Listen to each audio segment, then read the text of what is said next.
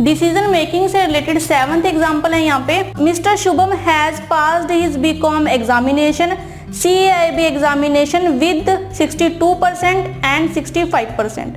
ठीक है, बीकॉम उसने करी है 62% से और CAIB करी है उसने 65% से।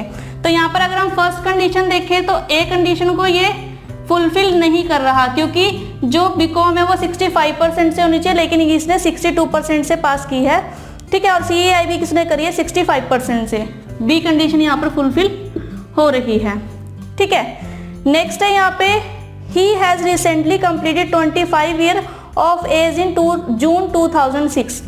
तो जुलाई 2006 से पहले ही उसने 25 ईयर कंप्लीट कर लिया। 25 एज है उसकी, तो ये 24-30 के बीच में है, यानी कि जो डी कंडीशन है ये भी फुलफिल हो रही है। नेक्स्ट है यहाँ पे, he has joined a foreign bank in 2004 and was placed in its foreign exchange department in January 2005। He continue work with bank till date।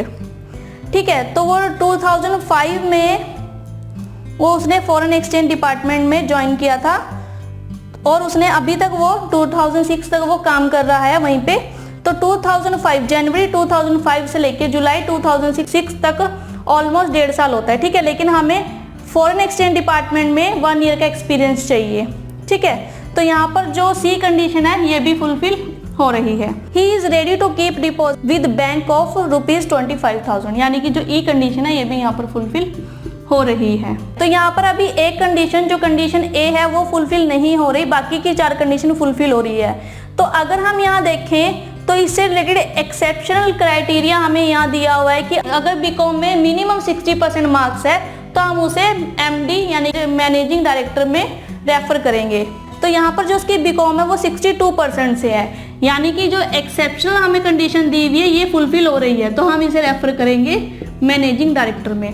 तो ऑप्शन ए यहाँ पर है हमारा answer, refer to the managing director. तो अब आप लोगों को यहाँ पर क्लियर हुआ, जो हमें कंडीशन दी हुई है उस पर बेस हमें कैंडिडेट का जो डेटा है वो प्रोवाइड करवाया जाएगा। जो कंडीशन और एक्सेप्शनल क्राइटेरिया हमें दिया हुआ है हमें उसको मैच करना है कि जो हमारे को कैंडिडेट का डेटा मिला है या कैंडिडेट की जो इन्फॉर्मेशन हमारे पास है वो मैच हो रही है कंडीशन से या एक्सेप्शनल क्राइटेरिया से कि नहीं हो रही है। अगर तो वो कंडीशन से फुल मैच हो रही है तो वो कैंडिडेट सिलेक्टेड होगा। अगर वो कंडीशन से मैच नहीं हो रही और एक्सेप्शनल क्राइटेरिया से मैच हो रही है तो वो किसी ना किसी डिपार्टमेंट में उसे रेफर कर दिया जाएगा। अगर वो कोई भी कंडीशन को फुलफिल नहीं कर रहा, दी हुई इन्फॉर्मेशन से डिफरेंट इन्फॉर्मेशन है, तो वो कैंडिडेट बिल्कुल भी सिलेक्टेड नहीं होगा। ठीक है, हमें कुछ भी एज्यूम नहीं करना है। यहाँ पर जो भी हमें डेटा दिया हुआ है, जो भी इन्फॉर्मेशन हमें कैंडिडेट से रिलेटेड दी हुई है, हम उस पर बेस ही क्वेश्चन को सॉल्व करेंगे। जो कंडीशंस दी हुई हैं और जो एक्सेप्ट क्राइटेरिया हमें दिया हुआ है हम उसको ही चेकआउट करेंगे। यहाँ पर कुछ भी एज्यूम हमने नहीं करना है। तो आई थिंक सो कि आपको डिसीजन मेकिंग का टॉपिक क्लियर हुआ होगा। तो ये था हमारे पास टॉपिक डिसीजन मेकिंग। मिलते हैं अगले सेशन में। Thank you.